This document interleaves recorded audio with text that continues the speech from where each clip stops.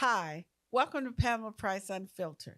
I'm Pamela Price, your host, and this is a space and the place for real talk. This podcast is all about raw, unfiltered conversations on law, politics, culture, education, systemic racism, and current events shaping our world. We'll go beyond the headlines to dive deep into how some of our most pressing issues affect real people, real families, and our community. My goal is to help you navigate the complexities of our world. Each episode will tackle an issue, breaking it down in a way that's honest, informative, and actionable. We'll hear from community leaders, lawyers, activists, educators, healers, and everyday people on the front lines of change.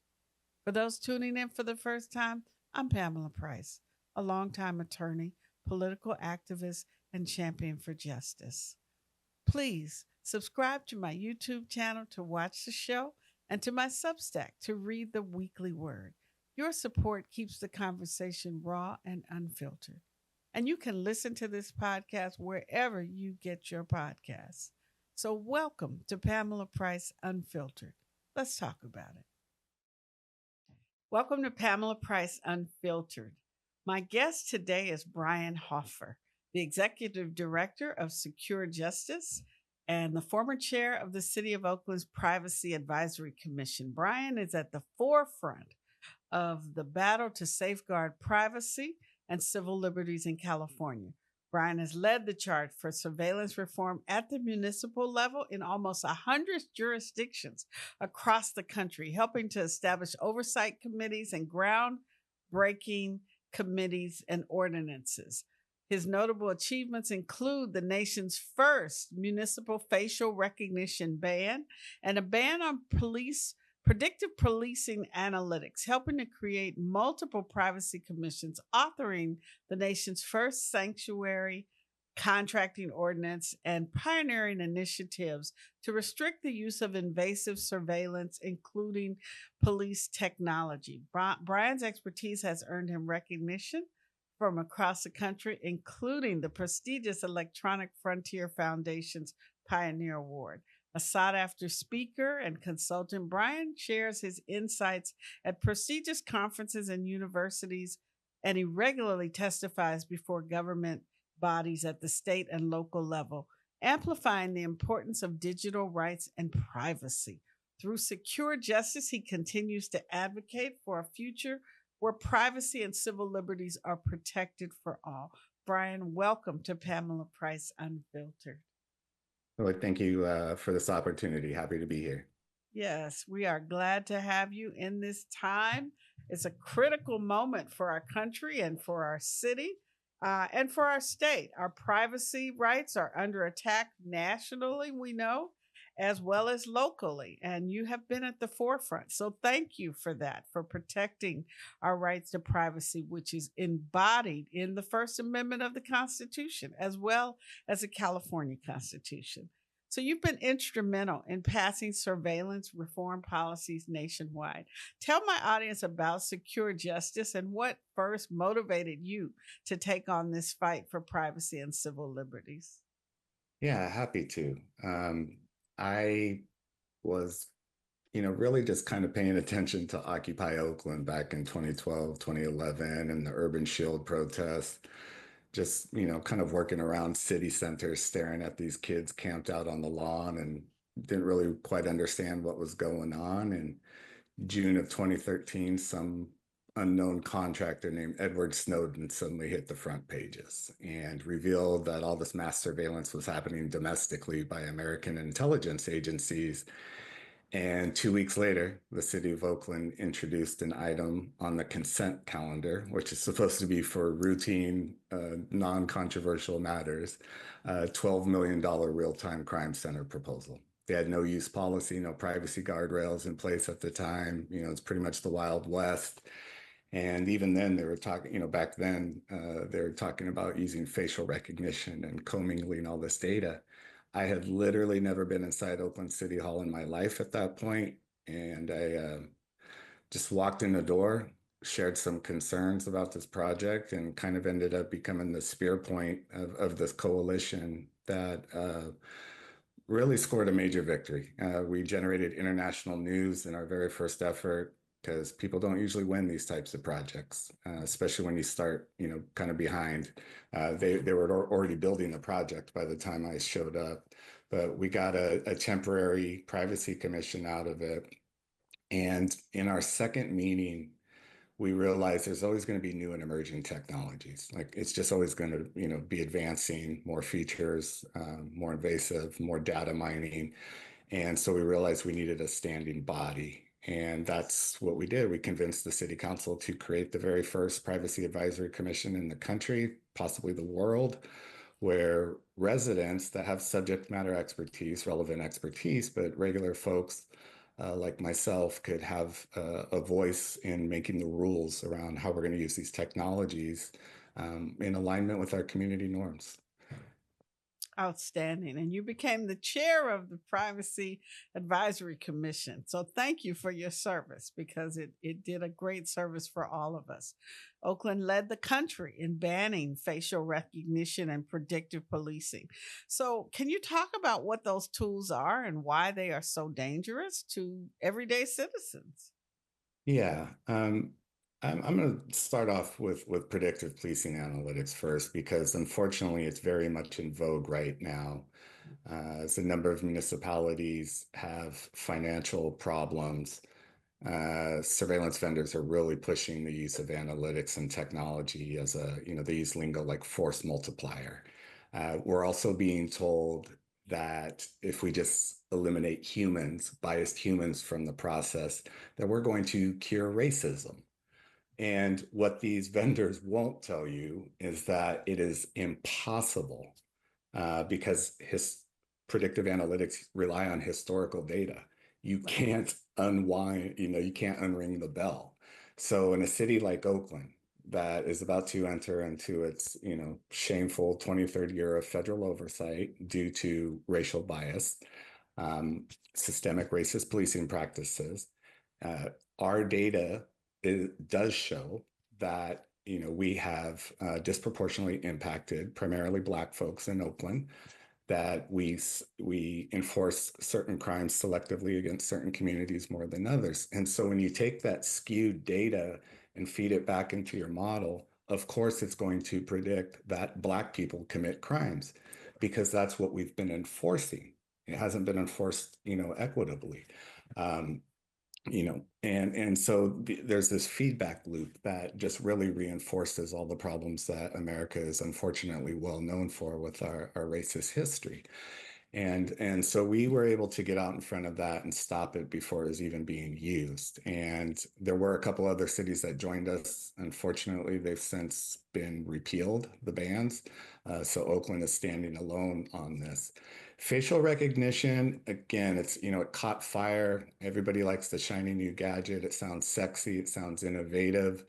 And, some of us, most of us have been subject to facial recognition when you go to the DMV to get your driver's license, or now maybe at airports when you're doing the TSA checkpoint. But it is a night and day difference when you are standing still at a perfect distance under perfect lighting against the background getting your driver's license photo, compared to how the police want to use it in real time or in fast acting situations. I have seen so many photos of the grainy footage, or it's dark, the lighting, you can't see who it is, and they're trying to get matches out of these. Just this past weekend, I was with Robert Williams at the Innocence Network conference. We were presenting on a panel about surveillance, AI use in surveillance. He was the first known unlawful arrest due to facial recognition. He was in Detroit. He was accused of retail theft. He was arrested in front of his children. He was locked up in jail, and he had to sue, for damages for the violation of his civil rights. And he showed me, Pam, I looked at the photo of what they compared it to the man himself. It wasn't even close. Like you had to be blind to think that was the same person, and they put him in jail. And he's not the only one. There's been at least, I think, 8 or 9 now proven false arrests. 8 of them are against Black people. There was one white man. The rest were all Black. And this is what we had been saying, is that we've known through all the academic testing, through all the research, that it doesn't work well with darker skin tones. And Mhm. yet people want to push this out into the wild before they understand the technology. And so this is what we've really tried to do with these oversight bodies, is rather than just release things out into the wild and then try to fix them later, we're trying to stop and slow it down and think first about how we might use this, if we even should use this. Well, we've been told that, and you hear it in the public debate at city council, that surveillance makes us safer. How do you respond to that argument, especially in cities like Oakland, where residents are just overwhelmed with media hysteria about public safety and the fear that has we've been all subjected to over the last 2 or 3 years? Yeah, I mean, with my mouth, the first thing I say is surveillance isn't safety. It's not making us safe, and in my calmer moments when I, get into the weeds on these conversations, I first always just say, I try to put the ball back into the court of those proponents. Prove it. Can you actually prove that this technology is helping? Because I can show you a whole list of horror stories where it hasn't worked, that were either violating civil rights and it leading to very expensive lawsuits, which draw away resources from other city services. They cause trauma in the community, they cause distrust in the community, but also just they don't work at reducing like violent crimes, predicting active shooters, lone wolf things. Like surveillance has just never been good at that.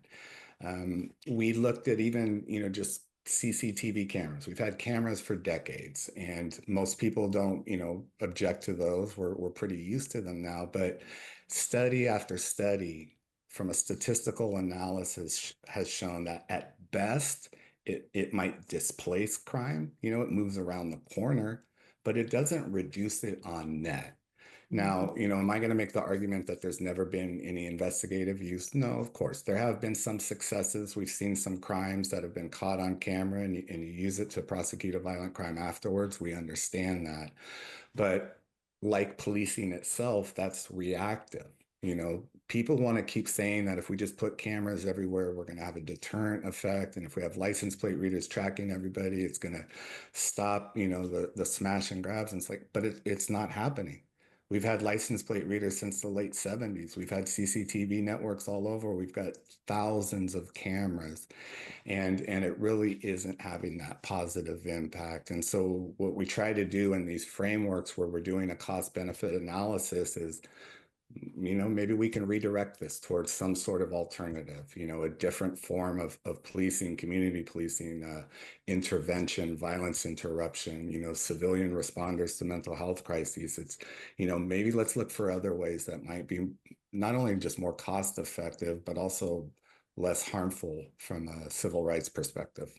Right. Certainly, Oakland is a case study in why it doesn't keep us safe, right? I mean, I recall the governor Newsom demanding, that Oakland put cameras everywhere. And that was years ago, and it hasn't kept us safe. It didn't stop the rising crime in Oakland in 2023 or 2022 or any part of it, right? So you've worked in other communities across the country. What are there patterns or tactics that you see repeated in other jurisdictions when it comes to surveillance? And how do communities push back against, investing in something that clearly doesn't make us safer? Yeah, I think that we're remarkably similar. California alone has 8 cities or 8 jurisdictions, including BART, a transit district, that are under the similar surveillance technology framework. And the community justification for the oversight has been the same. We want to protect our public privacy. We want to protect our civil liberties. And the opposition has also always been the same. First off, it's an administrative burden, or it's anti-innovation. If we have too much transparency, the bad guys are going to get all the way, and how to figure out how to escape, and we're all going to die of murder. The sky is falling. I hear these same things over and over. Kind of piggybacking on your previous comment, San Francisco, former Mayor Breed was out there, Governor Newsom was out there, the Attorney Generals, the federal task forces dealing with the Tenderloin. They're all saying that San Francisco is one of the most lawless, violent places, in the country, the doom loop narrative. Well, your police department by itself had over 48 different pieces of surveillance technology. You've also got the local Federal Fusion Center in Nickrick, which also has its own surveillance technology. You've got the FBI. You've got the Sheriff's Department with its own surveillance technology. You had the Highway Patrol and all these task forces. So if surveillance technology was keeping us safe, then why was San Francisco so dangerous and violent? They always want to take the credit when there's a crime drop in the statistics that are being reported. But when there's a huge uptick, they suddenly say their only response is really, well, we need more of it. We need more surveillance tech. We need more money. We need more law enforcement, more incarceration. Right. That's always the response. And they're just afraid to try something different. Or we need a new DA. How about that? Yeah, exactly. Exactly. Well, It must be her fault. yeah. And again, it's, because you were trying something different. And I, we can get into that conversation as well separately, but like you look at what California just did with Prop 36, that we've created all these new retail theft task forces. We voted for Prop 36 as a state to really increase mass incarceration again. And at the federal level, the Lake and Riley Act happened, which not only expanded the definition of crime for deportable offenses for undocumented folks, it also took away due process rights. The mere allegation of something like petty theft can now get somebody deported. So California wants to claim to be a sanctuary state. Alameda County, City of Oakland, we all want to claim to be sanctuary, but we collectively just voted for this thing that is now putting more immigrants at risk of getting deported. We did that, the voters. And people just aren't connecting these dots that by creating these big surveillance networks, these big ecosystems, we built the infrastructure for Donald Trump to do what he's going to do. Right.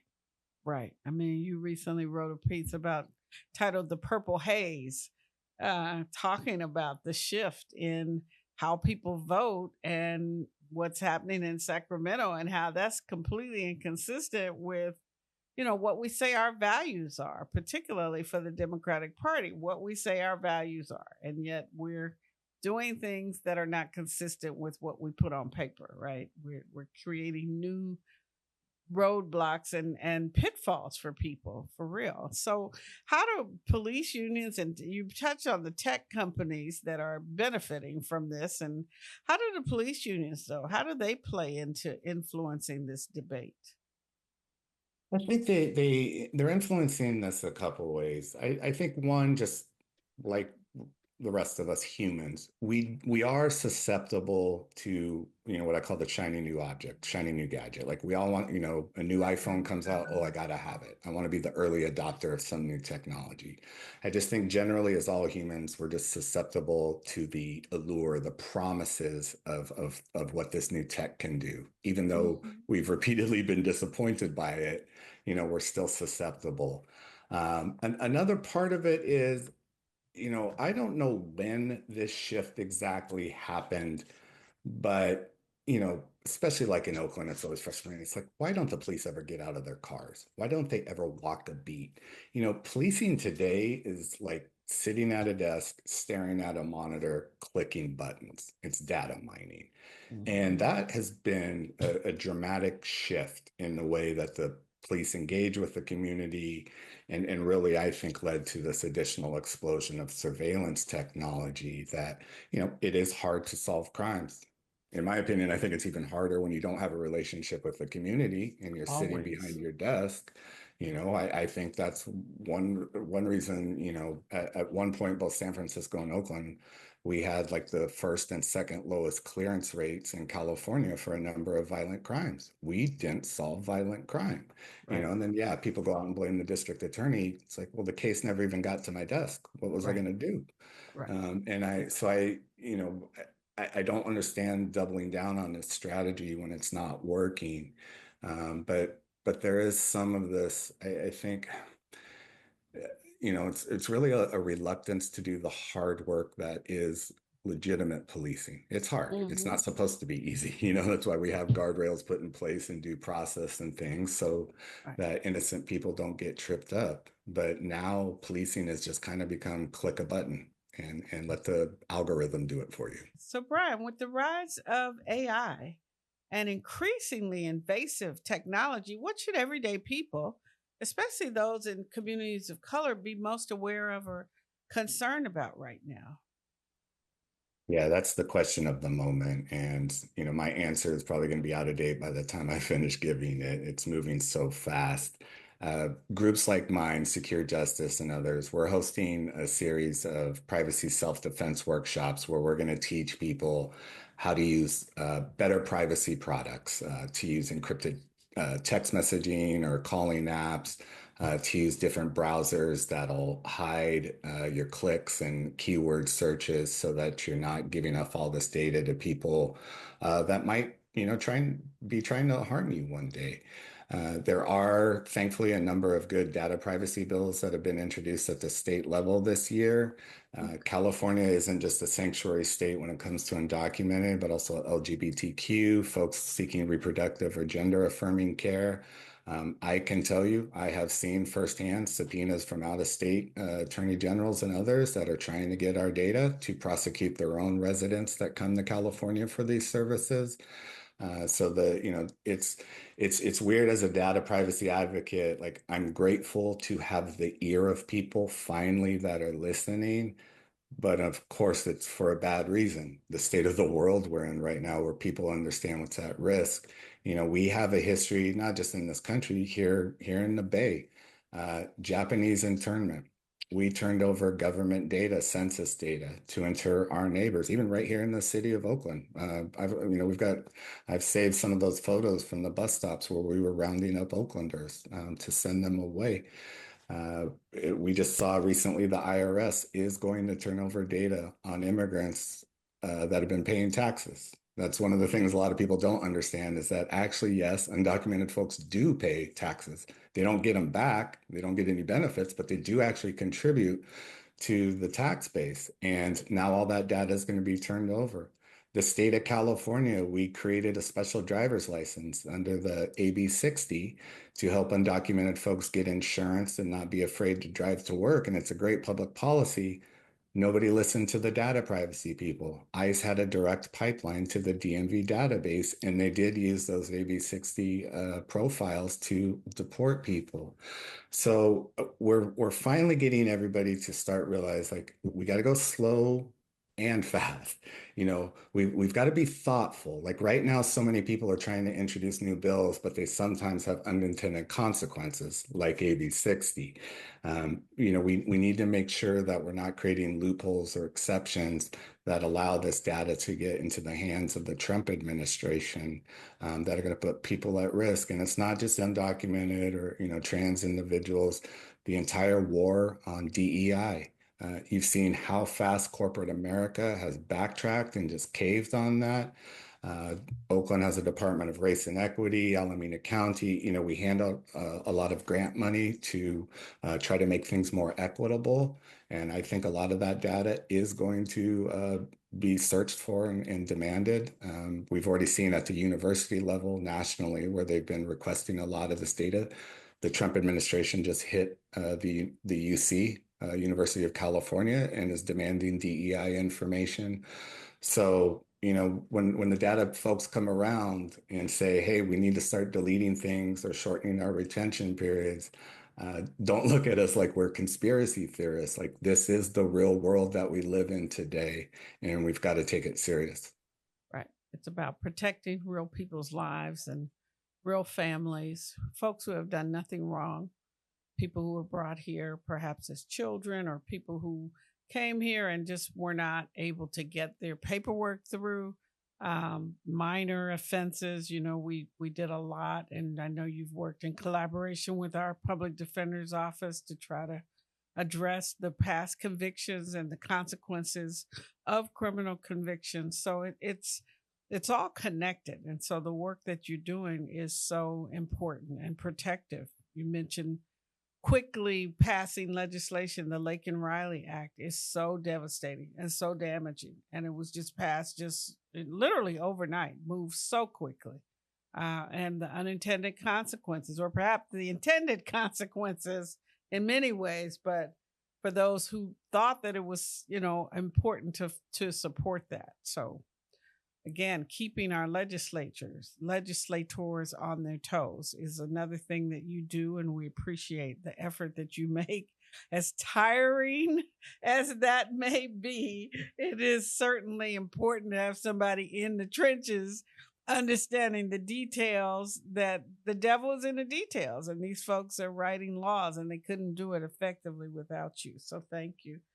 One of the things that we've looked at and all of us are aware of is the national invasion of our data, which you've talked about. And how can folks on the local level in their everyday lives, what can they do to keep their data secure? Because we know often the government might fail us. Yeah. I am in this strange position where I'm out there saying, don't put your personal safety into the hands of the government because of these known concerns, but also at the same time trying to work with especially our local governments to really tighten things up and to ensure that we do have safeguards in place. People can go to the Secure Justice website and look at our resource material and our future events that will be updated as we hold additional workshops to learn how to secure your communications.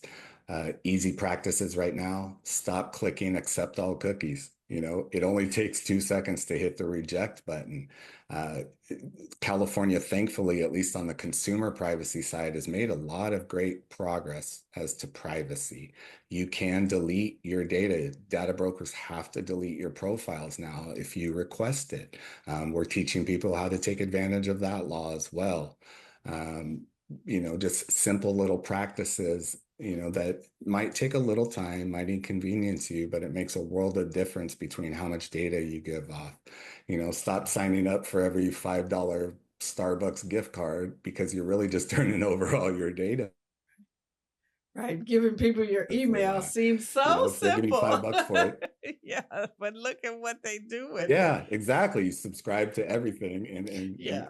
just realize, if they're giving you $5, they're making more than that off of you for that Right. data. Exactly. So it's really, privacy is a practice. You just, Mhm. you got to start to get that muscle memory into place. Oh, I like that. Privacy is a practice, folks. That's Yeah, great. yeah, That's great. yeah. Well, let's talk briefly about a situation where the government didn't think much about privacy, where the Department of Defense is having a conference call and using signal and unencrypted channels to plan an attack, an international act of war. What do you think about that? I mean, what in the world is happening, and why should anybody trust Signal at this point? Well, I mean, the good news is that the signal protocol is intact. You know, and then let me just say two things. If your phone has been compromised, you've clicked on a phishing link, some cybersecurity hacker already got into you and installed malware, then no application is going to be secure on your phone.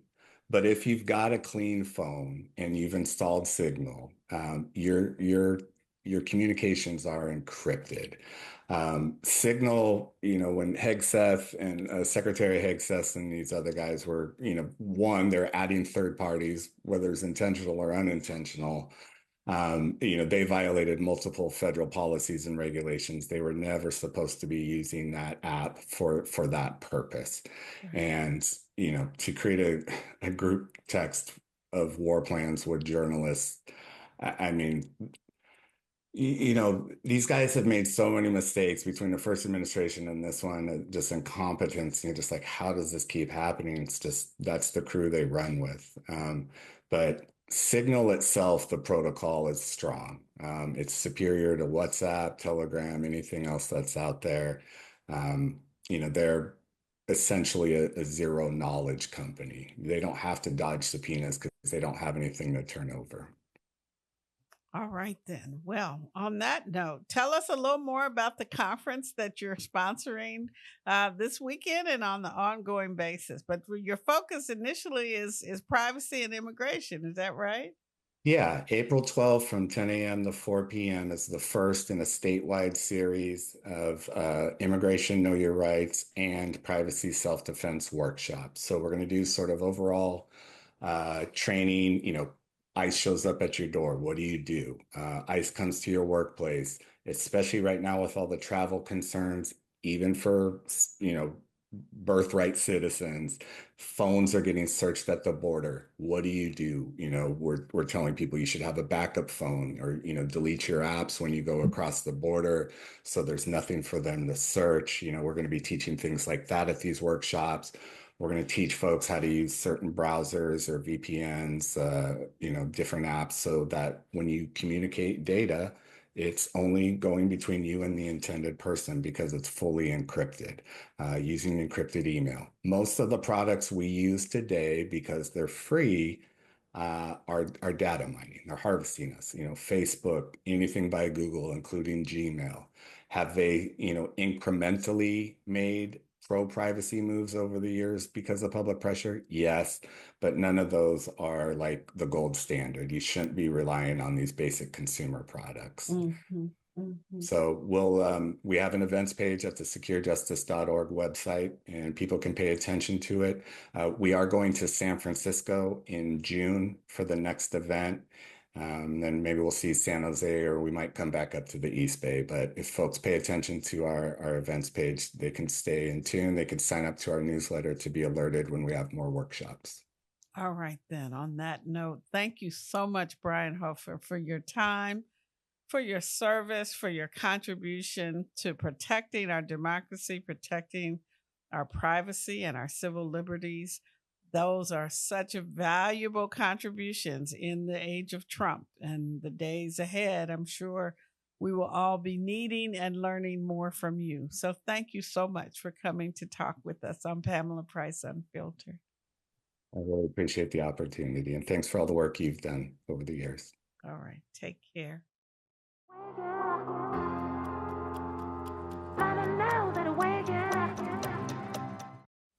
Welcome to Legally Speaking. April is Second Chance Month, established by federal legislation as well as state legislation and acknowledged in many communities. Second Chance Month is the time when we recognize that people who have served their time or may be serving time may deserve a second chance. For at least the last decade, we can go back to 2016 when California passed Proposition 57. And 77% of the people in my county, Alameda County, voted in favor of Proposition 57 to stop district attorneys from charging juveniles as adults. In 2017, the California legislature passed SB 180 and SB 620 to eliminate drug sentence enhancements. As we've talked previously on this program, California law, the penal code, has hundreds of enhancements. And our legislature has been busy for the last 10 years trying to curb the use of those enhancements. In 2018, the legislature passed SB 1393 to eliminate 5-year prior prison enhancements. In 2019, the legislature passed SB 136, again to eliminate 3-year prior prison enhancements. In 2020, the legislature passed AB 2542, the landmark Racial Justice Act, which opened the door for resentencing for anyone who had been charged, arrested, convicted, or sentenced in a manner that was rife with racism. We know that in Alameda County, we have a long history of sentencing rife with racism. The UCLA Center for the Study of Women found that 82% of the sentences given from Alameda County were given to young people who received life without the possibility of parole sentences before they had reached the age of 21. In 2021, AB 333 eliminated gang sentence enhancements. In 2021, also, SB 567 established a midterm presumption for sentences, which impacted people who did not receive the benefit of that law. In 2021, California legislature also passed SB 81, which we've noted was sponsored by our Alameda County Senator Nancy Skinner.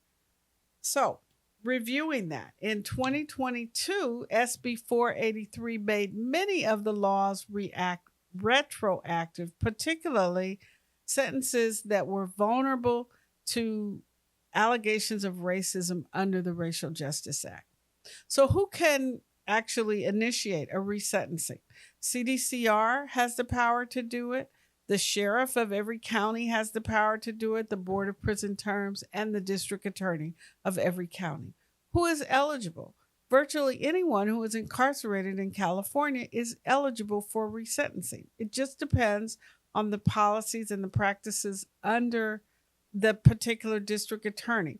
There are mandatory resentencing, but resentencing can include LWOP or death sentences. Again, our LWOP statistics appear to be rife with racism, making it possible for anyone who received that sentence to file a petition to be resentenced. The individual persons who are incarcerated can file petitions for resentencing. And again, some resentencing, some sentences are it is mandatory that those sentences be revisited and removed by the court. So, what types of sentences are being set aside in California? Again, the 3-year prior drug related enhancement, a 1-year enhancement for a prior felony that resulted in a prison or a jail sentence, and 5-year prior prison term enhancements are now illegal and must be reviewed and removed.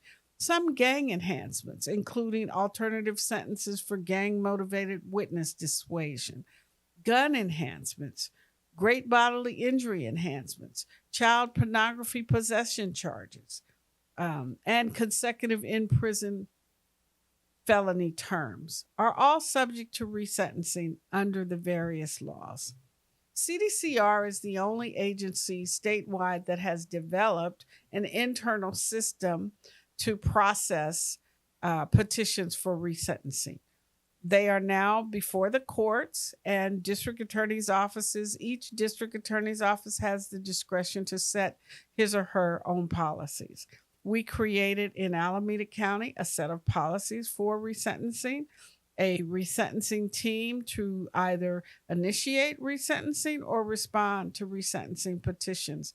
And most importantly, we created a reentry team that work together with the resentencing process, because we realize that if we're going to be resentencing people, we need to make sure that we're bringing them home safely, and we better protect public safety.